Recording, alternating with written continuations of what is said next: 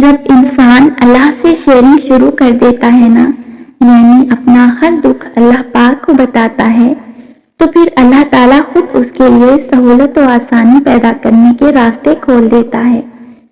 اس کے اوپر سے تمام مصیبتیں ہٹ جاتی ہیں، مشکلات ختم ہونے لگتی ہیں، کیونکہ اچھے اور مخلص دوست بہترین سہولت کار ہوتے ہیں، اور اللہ تعالیٰ سے بڑھ کر ہمارا بہترین دوست بھلا کون ہو سکتا ہے۔ اور درد بھری آواز سے جب تم نے اللہ کو یاد کیا تھا، ان بہتے ہوئے آنسوں سے جب تم نے مسکرانا سیکھا تھا، پلکوں کے پیچھے جب تم نے اپنی خواہش کو مارا تھا، وہ ہچکیاں اور وہ سسکیاں، جب اس کے بدلے تم کہاں کہاں کس کس موڑ پر گئے تھے، اور وہ وقت جب تم نے ہر ایک تنہائی کے لمحے برداشت کیے تھے، وہ سب اللہ کو معلوم ہے۔ آپ گھبراؤ نہیں، یہ مشکل وقت عنقریب گزر جائے گا انشاءاللہ۔ تم یقین رکھو گے نا اللہ پر، تو اللہ تمہارے لیے کافی ہو جائے گا۔ نظر انداز کر دو وہ سارے وسوسے جو تمہارے دل کو بے چین کرتے ہیں۔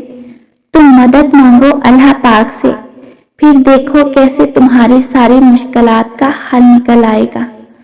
وہ جانتا ہے تمہاری خاموش اذیت کو، وہ جانتا ہے تمہاری درد بھری سسکیاں، وہ جو تمہارے دل کی دھڑکنوں کی آواز سے واقف ہے، تو وہ تمہاری ہر کہانی کی باریکی کو بھی جانتا ہے، اور وہ جانتا ہے کہ کس وقت تمہیں کس چیز کی ضرورت ہے۔ اس پر یقین رکھو، وہ تمہارا مخلص دوست ہے۔ اندر ہی اندر کہیں نہ کہیں جب ہم ٹوٹ کر بکھرتے ہیں، تو سب سے پہلا خیال ہمارے اندر اللہ کا ہی آتا ہے، مگر ہمیں یہ سمجھ نہیں آ رہا ہوتا کہ اب خود کو سمیٹ کر جوڑنا کیسے ہے، اور زندگی کا سفر نئے سرے سے طے کیسے کرنا ہے۔ اس صورت میں قرآن کی آیات آپ کی زندگی میں جڑنا اور سنبھلنا سکھاتی ہیں۔ یہ آپ کے اندر پازیٹیو پیدا کرتی ہیں، ہمت، حوصلہ، عزم اور یقین۔ یہ سب قرآن سے آتا ہے، اللہ پر یقین سے آتا ہے۔